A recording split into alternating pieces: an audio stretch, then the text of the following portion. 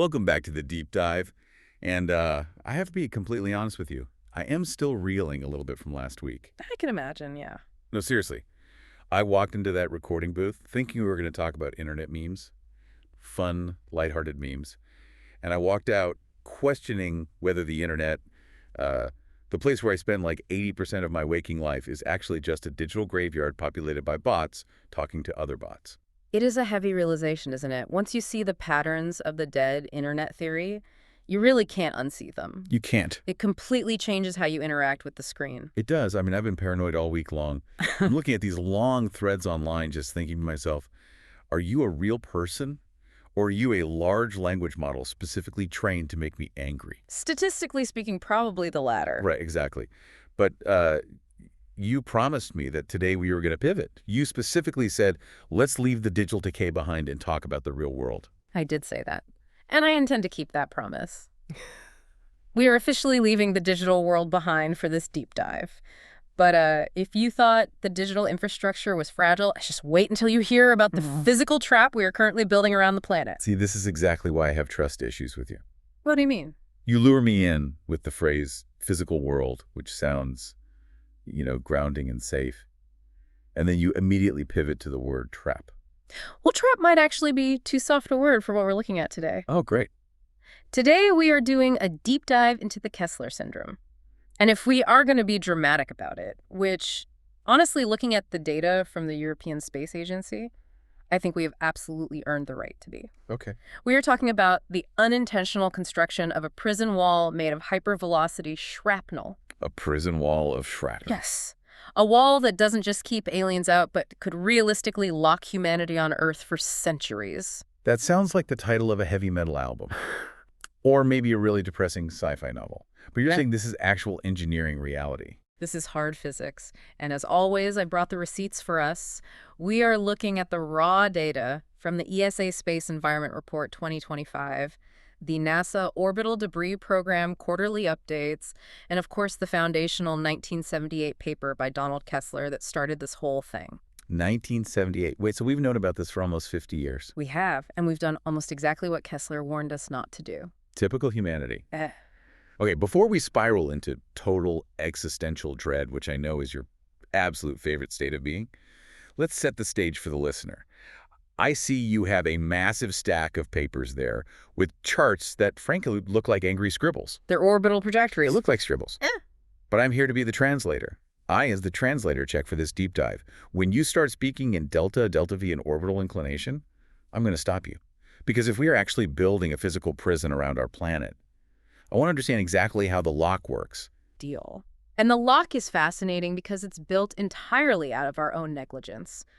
But to understand it, we really have to dismantle a very specific psychological fallacy that almost everyone holds, the big sky fallacy. Oh, I know this one. Space is big. You just won't believe how vastly, hugely, mind-bogglingly big it is. Douglas Adams right. Exactly. Adams was totally right about the universe. The universe itself is mostly empty void. But he was wrong about low Earth orbit, or LEO as we call it in the industry. Okay, so Edo isn't an empty void. Not at all. We have this intuition that because the sky looks infinite from the ground, we could never possibly fill it up. We think of space like the Pacific Ocean in, say, the year 1500, an endless expanse where you could sail for months and just never see another ship. Right, that makes sense. Like if I throw a soda can into the Pacific Ocean, it doesn't really clog the ocean. I mean, it's bad for the environment, but the ocean is huge. Exactly. But LEO isn't the Pacific Ocean. Physically speaking, LEO is much more like the airspace over Heathrow Airport. It is a series of very specific, very thin shells. When you say shells, you mean altitudes. Yes, altitude bands. Space isn't a free-for-all where you can just park wherever you want. If you want to take high-resolution pictures of the ground for mapping apps or for spy satellites, you can't just be generally in space. You have to be in a sun-synchronous orbit. Which is what exactly? It's a specific ring around the poles between roughly 600 and 800 kilometers up. It keeps the lighting consistent on the ground below. And if you want low latency internet like the Starlink constellation, you need to be much lower, around 550 kilometers. So everyone is fighting for the exact same prime real estate. Precisely. It's not that space is full, it's that the useful space is full. And that brings us to Donald Kessler's 1978 paper. It was called Collision Frequency of Artificial Satellites. the creation of a debris belt. Catchy title. Very academic. But he wasn't just warning about occasional accidents. He was defining the carrying capacity of these specific orbital shells. Carrying capacity. That's a term we usually use for biology, right? Like how many deer a specific forest can support before they starve? It's the exact same principle just applied to orbital dynamics. Kessler identified something called critical spatial density. Imagine a highway.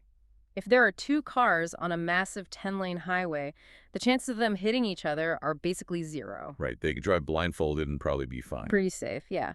Now imagine that same highway has 5,000 cars on it. And they aren't staying in their lanes. They are weaving all over the place. And crucially, they are all driving at 17,000 miles per hour. Okay, that's a very different commute. There is a tipping point. Below a certain density, the orbital environment is actually self-cleaning. Self-cleaning how? There is a tiny bit of atmosphere in low Earth orbit, straight oxygen molecules mostly. If a piece of debris is created, the drag from that sparse atmosphere eventually slows it down and pulls it back toward Earth where it just burns up on re-entry. It's basically nature's vacuum cleaner. So the room cleans itself, provided you don't make too much of a mess all at once. Exactly. But Kessler predicted that once you put enough objects up there, once you cross that critical spatial density threshold, collisions start generating debris faster than the atmosphere can clean it up. So the vacuum cleaner just gets clogged. It's worse than clogged. It gets completely overwhelmed. And this leads to what we call the runaway threshold. This is the absolute core of the Kessler Syndrome. It means the density of objects is so high that even if we stopped every single launch today, Like 0 launches. zero, if we grounded every rocket, shut down SpaceX, closed NASA, and never sent another gram of metal into the sky, the amount of debris would still continue to increase. Wait, stop right there. That completely violates common sense. If we stop adding trash to the pile, how does the trash pile grow? Because the trash is fighting itself. The objects already up there, dead satellites, spent rocket stages, old explosive bolts, they're colliding with each other. Imagine a big dead satellite hits an old rocket body. They shatter. Now, instead of 2 big objects, you have 10,000 little objects. Oh, and those 10,000 little objects are now flying around. Looking for other things to hit, and when they hit something, they create even more objects. It becomes a self-sustaining chain reaction. A cascade. That is the Kessler Syndrome. It's not just a situation where space is dirty. It's a situation where space is alive and it's actively eating itself. Space is eating itself. That is a horrifying image for anyone listening. But I want to push back a little on this prison wall concept you mentioned earlier. It feels a tiny bit hyperbolic. How so? Well, I'm looking at the ESA numbers you sent over for this deep dive. 11,000 tons of stuff in orbit. The Earth is huge. Even if that stuff is flying around, isn't there still plenty of room to just launch a rocket through it? Yeah. I mean, we launch airplanes through rainstorms all the time. Can't we just launch a heavily armored rocket through a debris field? That's a very fair pushback. And it's one that skeptics of the syndrome often raise. If you look at the raw volume of space, it does seem empty. But you have to think about the actual logistics of a space launch and the nature of risk assessment. When you launch a rocket to Mars or the Moon, you have a launch window that sometimes lasts only minutes. You have to thread a mathematical needle to hit your transfer orbit. Right. It's all orbital mechanics. You can't just point the nose up and hit the gas. Exactly. Now imagine that while you're trying to perfectly thread that needle, there is a shotgun constantly firing across the eye of the needle. Okay, that definitely complicates the math. It makes the math impossible to ensure. The prison wall isn't a solid steel barrier like some sci-fi dome over the Earth. It's a probability barrier. If the risk of your $100 million rocket getting hit by a 1-centimeter screw goes from 1 in a million to 1 in 100, you stop launch. Because it's too expensive. Right. No insurance company on Earth will cover that payload. No government will fund it. And certainly no astronauts are going to strap into a capsule with those odds. We aren't trapped by a physical wall of iron. We're trapped by actuarial tables and risk assessment. So it's a soft lock. We technically could leave, but the cost and money and human lives just becomes too high to justify. Exactly. And to really understand why the risk to life and machinery is so extraordinarily high, we need to talk about energy. You mentioned shrapnel earlier. We need to do a quick physics check on what actually happens when these things hit each other. So I need you to look at the kinetic energy equation with me. Oh boy. Here we go.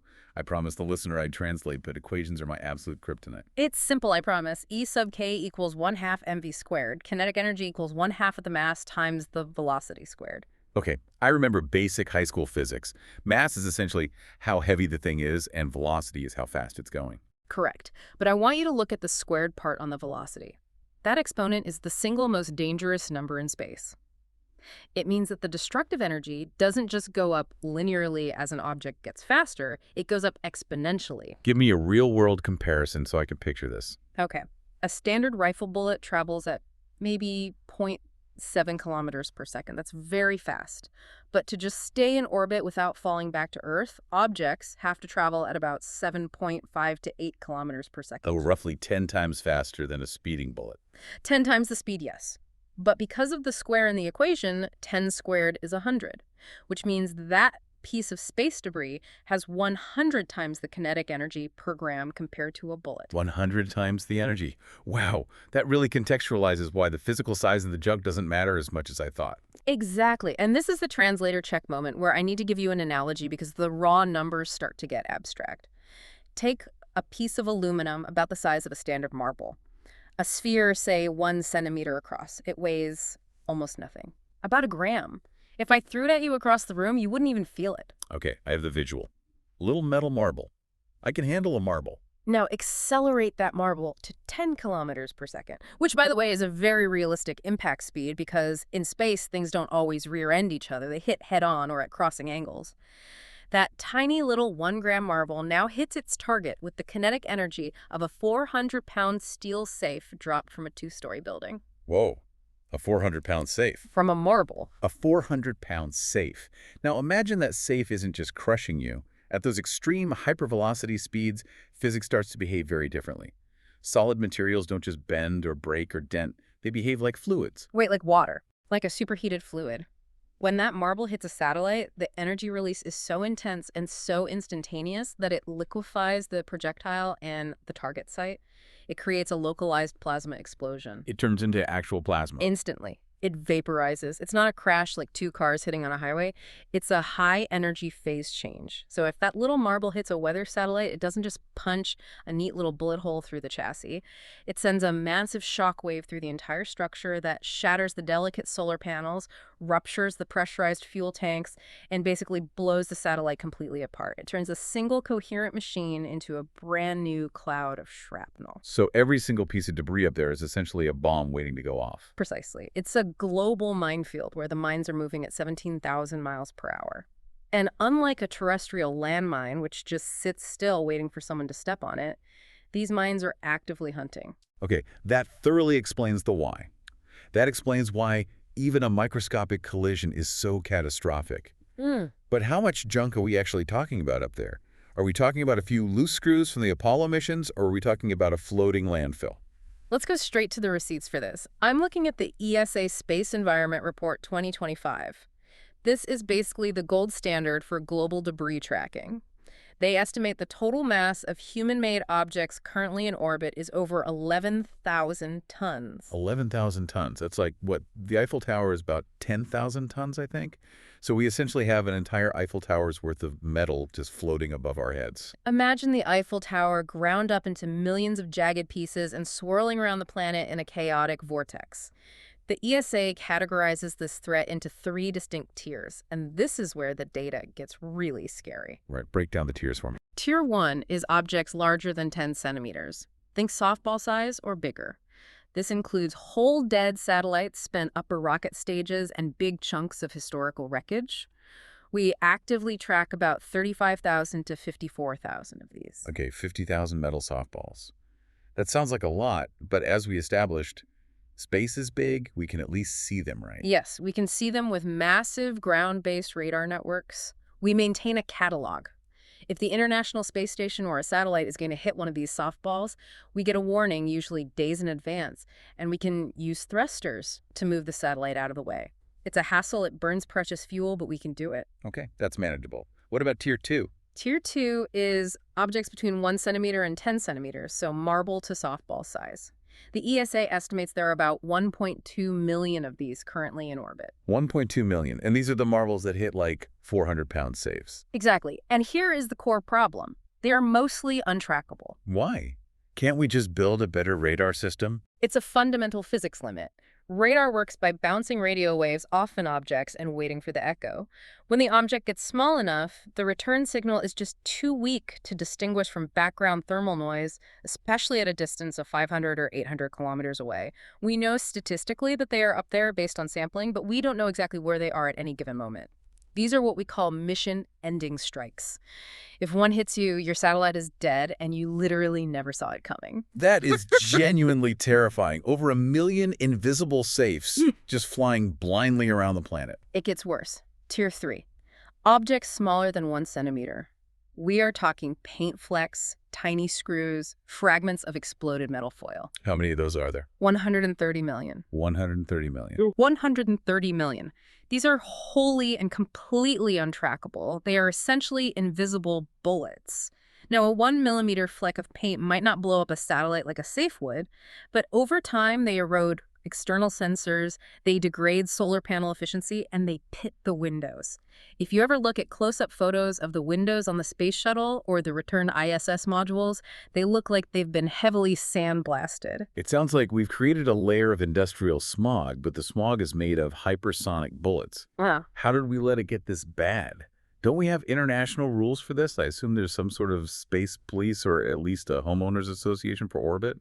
We have guidelines. We have the Interagency Space Debris Coordination Committee, which sounds very official and powerful, and they establish what's known as the 25-year rule. That's the 25-year rule. It's an international guideline that states if you launch a satellite into AO, you should ensure that it deorbits, meaning it has enough fuel to fall back into the atmosphere and burn up within 25 years of its mission ending. That seems pretty reasonable. Clean up after yourself within a quarter of a century. It is extremely reasonable. It's basically the bare minimum of orbital stewardship.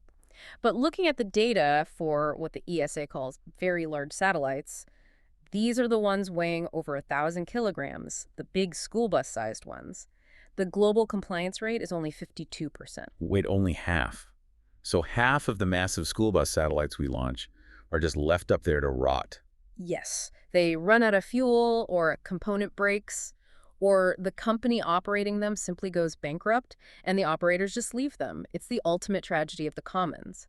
Because the thing is, it's expensive to save that last bit of fuel just to push the satellite down into the atmosphere. It's much more profitable to use that remaining fuel to keep the satellite working for another 6 months and make more money for the shareholders. So we are actively sacrificing the entire future of human space travel for quarterly earnings reports. In a strictly economic sense, yes.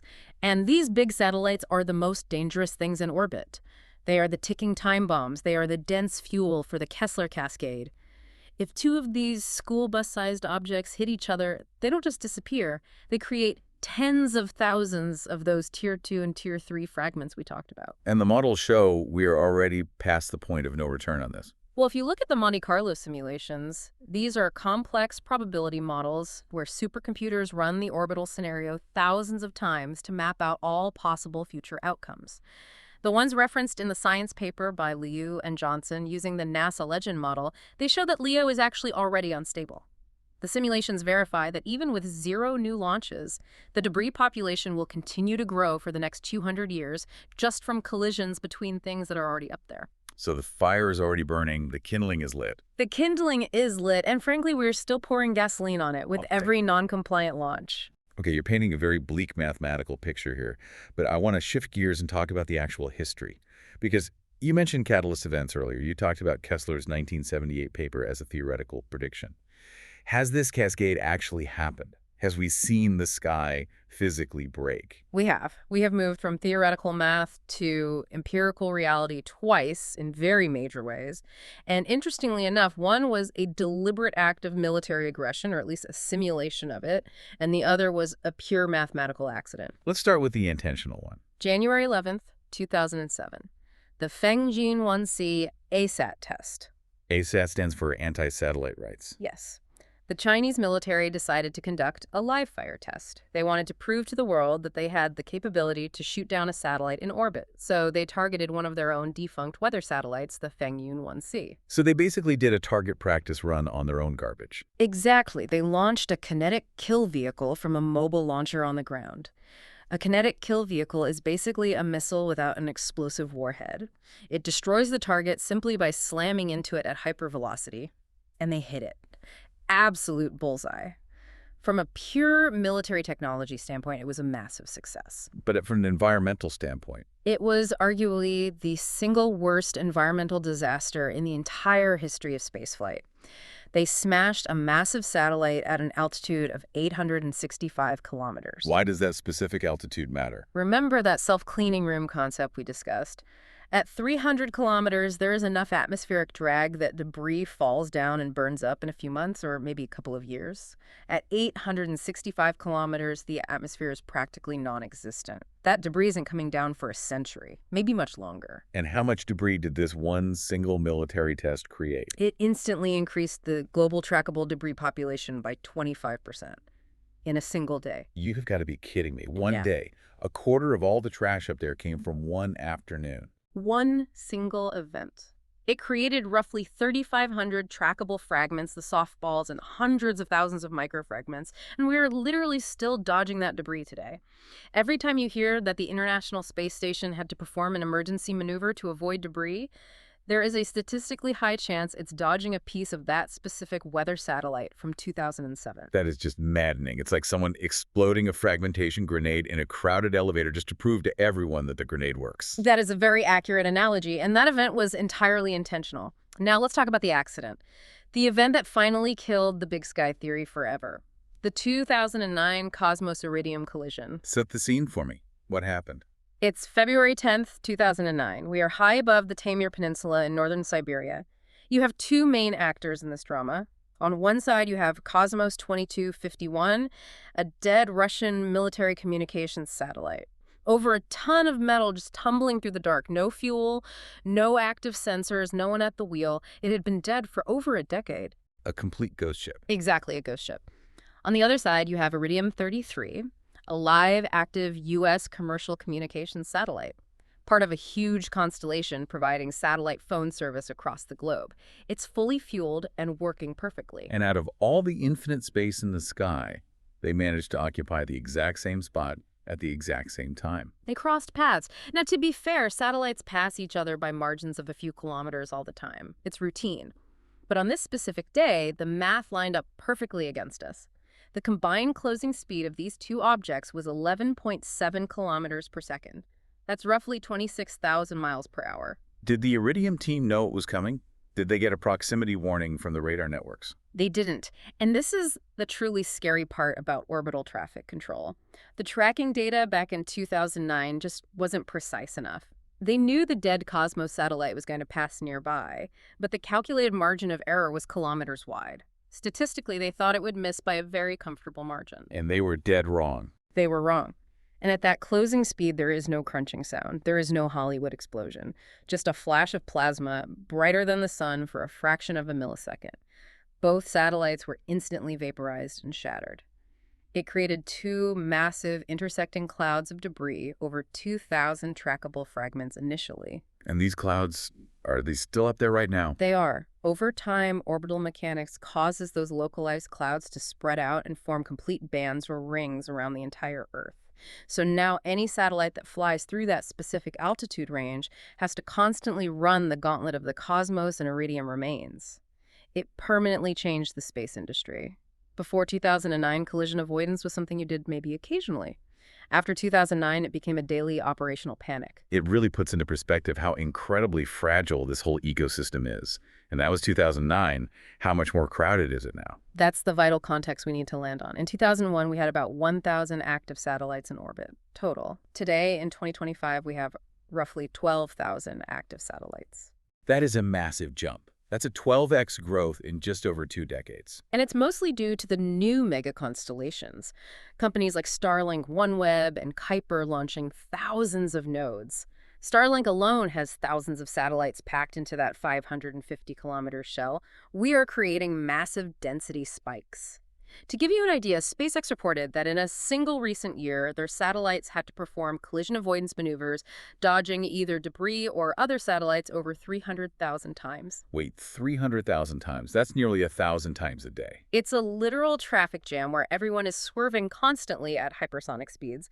And remember, every time a satellite swerves, it has to use onboard chemical fuel. Fuel is the only thing that determines the operational lifespan of a satellite. If you use up all your fuel just dodging trash, your multi-million-dollar billion satellite dies early and becomes part of the problem. Okay, so the sky is an absolute mess. It's a hypersonic shooting gallery.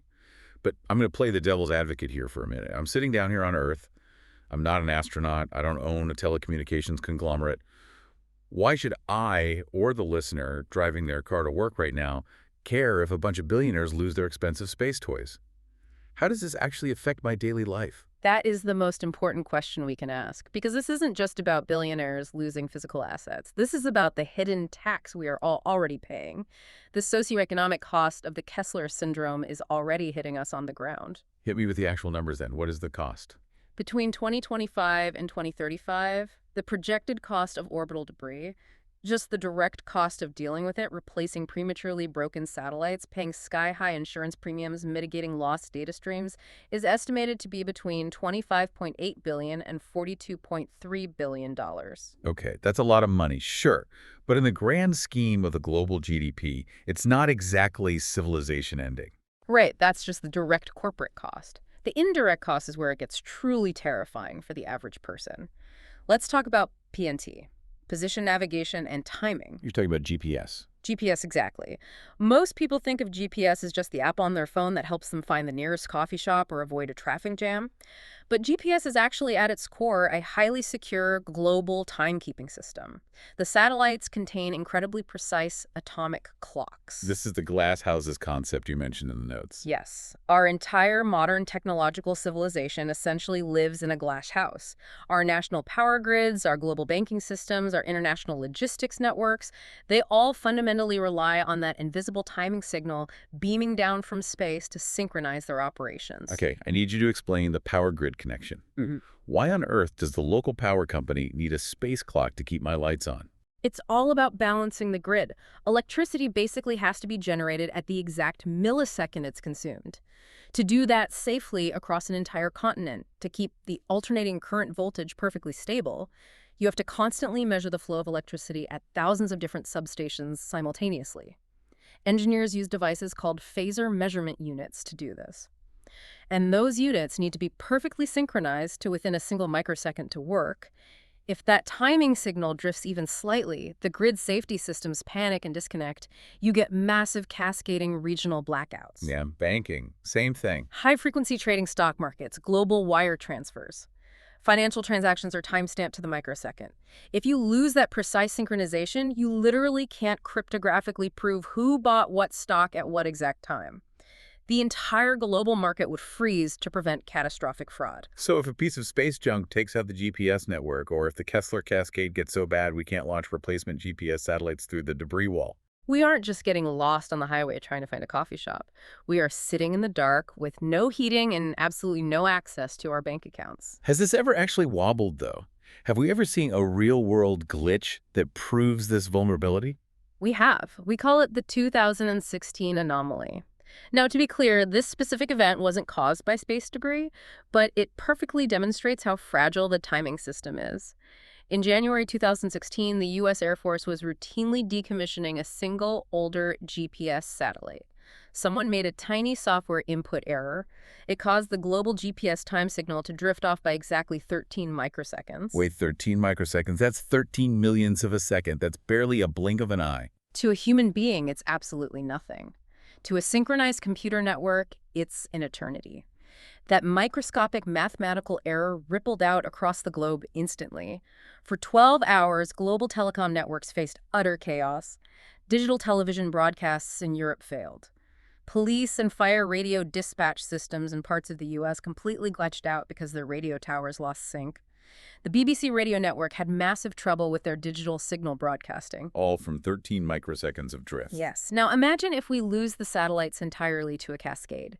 Imagine if a Kessler event wipes out MEO, the medium Earth orbit where the GPS constellations live.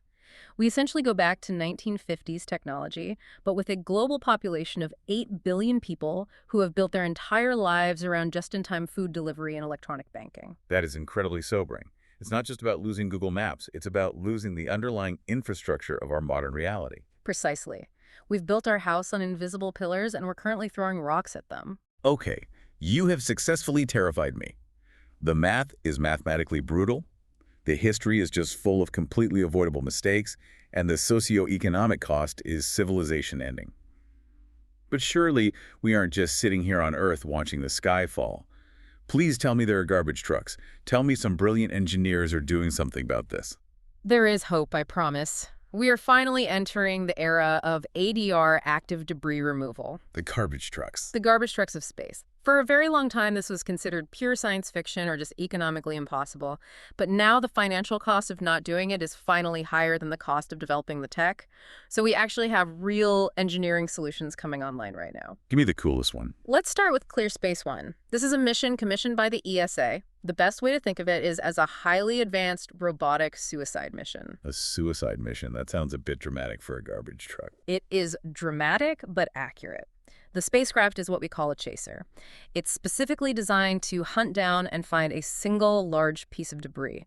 And its physical design is, well, it basically looks like a giant robotic squid. A squid. It has 4 articulated robotic arms. It carefully matches the precise orbit of the target debris. Now remember, the debris is usually tumbling chaotically, so the squid has to match that chaotic spin perfectly before it gets close, which is an incredibly difficult GNC or guidance navigation and control problem for the onboard computers. Then it slowly closes in. It physically embraces the tumbling debris with those 4 arms like a giant metal bear hug. Like the claw from Toy Story, but a million times scarier. Very much like the claw. And once it has the debris firmly locked in its grip, it fires its main thrusters against the direction of travel. It acts as an anchor and drags the debris down into the upper atmosphere. And then, due to the intense friction, they both burn up together. It sacrifices its own life to take out the trash. That's oddly noble for a robot. But isn't it wildly expensive to build and launch an entire complex satellite just to remove one single piece of junk? It is incredibly expensive. That's the major bottleneck. But we have to start somewhere to prove the technology works. And there is a very crucial, highly ironic detail about the Clear Space One mission that perfectly illustrates our problem. What's that? The original target they selected for this squid robot was a payload adapter called Vespa. It was left over from a launch back in 2013. It was the perfect test target, a single solid piece, nice size, well-known orbit. But in August 2023, while the ESA engineers were actively planning the mission, Vespa was hit. You're kidding. The specific piece of trash they were planning to pick up got hit by other trash. It was struck by a piece of untracked small debris. The impact shattered a piece of Vespa off, creating a brand new cloud of debris around it. It perfectly proved the absolute urgency of the Kessler problem before the solution could even get off the launch pad. They actually had to change the target of the mission to a completely different satellite called Probo-1 because Vespa was now too mathematically unpredictable to safely ground. That is legitimately the most Kessler Syndrome thing I have ever heard. Yeah. We literally can't pick up the trash because the trash exploded while we were building the broom. Exactly. But clear space is just one approach. That's what we call the tow truck method. Then you have the hunter method, like the remove debris project. Oh, I love this one. I think I saw the video of this online. This is the one with the space harpoon, right? Yes. This was a pioneering mission led by the Surrey Space Center. They wanted to test 2 main capture technologies in orbit. One was a giant net. They literally fired a massive expanding net at a tumbling target drone to tangle it up. Very Spider-Man style. Spider-Man style, and it actually worked perfectly. But the other technology they tested was the harpoon. Space harpoons. I just want to say that phrase again for the listener. Space harpoons. I know it sounds ridiculous and archaic, but it makes a lot of engineering sense. Yeah. If you have a dead satellite, you can't just easily dock with it like you would the ISS. It doesn't have a handle, and the docking ports are probably spinning wildly. So how do you forcefully grab a smooth metal box? You spear it. So they literally fired a harpoon in space. They fired a titanium-tethered harpoon at 20 meters per second directly into a composite target plate they brought with them. It punched right through the tough outer chassis and deployed internal barbs to hold it fast. So we are literally whaling in space now. Effectively, yes, we are whaling for dead robots. Once you have the dead satellite securely on the tether, you deploy what's called a drag sail. It's exactly what it sounds like, a big, ultra-thin sail that catches the sparse molecules of the upper atmosphere and acts like a parachute, pulling the dead satellite down much faster than it would normally fall. Okay, but wait, I have to ask the darker question here, because my brain always goes to the worst-case scenario. If I can build a stealthy robot that can sneak up on a satellite, match its spin, and fire a harpoon through its chassis, Yes. can I just use that exact same robot to harpoon a live satellite? Like, say, a highly classified enemy spy satellite. You've just hit on the massive geopolitical nightmare of active debris removal. Any technology capable of safely removing orbital debris is inherently a highly effective space weapon. Yeah. It's what we call dual-use technology. If I can grab a dead Russian satellite to clean up the environment, I can just as easily grab a live one to permanently blind their military. This is exactly why the international politics of cleaning up space are just as hard, if not harder, than the orbital mechanics. Nobody fully trusts anyone else's garbage trucks Of course. because it's So we have political gridlock, perfectly mirroring our orbital gridlock. Indeed. But even if we solve the politics, we still have the issue of the small stuff. The robotic squids and the titanium harpoons work great for the big Tier 1 stuff. They eliminate the future sources of debris. But what about the Tier 3 stuff? The 130 million invisible bullets, the flecks of paint traveling at Mach 25. You obviously can't harpoon a fleck of paint. No, you definitely can't. And the robots are way too slow and way too expensive to launch millions of times for the tiny stuff. Right. For the invisible bullets, we need something infinitely faster and cheaper per shot. We need lasers. Lasers. Okay, now we're firmly in Star Wars territory. Are we just blasting the paint flecks out of the sky with laser cannons? No, and this is a very important scientific distinction to make. We are absolutely not blowing them up. Think about it. If you shoot a high-powered thermal laser at a piece of shrapnel and blow it up, what do you get? You get more debris. Smaller, harder to track debris. Exactly. You turn a single rifle bullet into a widespread shotgun blast. That makes the Kessler cascade infinitely worse. The actual solution is a process called laser ablation. Explain how that works without blowing it up. You use a massive ground-based high-power laser. We're talking 16 kilojoules of energy. You focus that beam precisely on the tumbling piece of debris as it passes overhead. The laser instantly heats up a microscopic spot on the surface of the object. It vaporizes just a few nanometers of the surface material. So it just melts a tiny little bit of it. It doesn't just melt, it vaporizes it so fast that the material turns into expanding plasma and shoots off the surface into the vacuum. Now, think back to high school physics again. Newton's third law. For every action, there's an equal and opposite reaction. Right. When that tiny little puff of superheated plasma shoots rapidly away from the debris, it physically pushes the object in the exact opposite direction. Okay, I see. It acts like a tiny little rocket thruster made entirely out of the debris itself. Precisely. We are essentially using the debris's own mass as its own braking fuel. You hit it with extremely fast pulses of light. Zoning in pulse, pulse, pulse. Each individual laser pulse gives the object a microscopic physical nudge. You nudge it just enough to alter its vector and slow it down. If you slow its orbital velocity down, its altitude drops to a lower orbit. If it drops to a lower orbit, the thicker atmosphere eventually catches it and safely burns it up. That is brilliant. So we're just gently nudging the trash into the planetary incinerator using invisible beams of light from the ground. That is the just-in-time fix. It's currently the only theoretical way to deal with the millions of tiny fragments in the swarm without launching millions of physical interceptors. It sounds like pure science fiction, but hearing the mechanics of it, it sounds like it might actually work. It has to work, because the alternative is the grim synthesis of everything we've talked about today. If we fail to act politically and financially, if we don't scale up the robotic squids and build the ground-based lasers, the runaway threshold we discussed becomes a permanent mathematical reality. The prison planet. The prison planet. We will literally lock ourselves in. There will be no crewed Mars missions, no triumphant return to the moon to build bases, no next-generation satellite internet, no global GPS network. We become a technologically stagnant species permanently grounded on its home planet, looking up at a night sky that is invisibly buzzing with lethal hypervelocity metal. Just wondering why we didn't bother to clean up our room when we had the chance. It really requires a fundamental cultural shift, doesn't it? For centuries, we treated the Earth's oceans like a limitless garbage dump until it started choking our coastlines, and now we're doing the exact same thing to the vacuum of space. We desperately need to stop thinking of space as this infinite out there and start treating low Earth orbit as a fragile, finite ecosystem.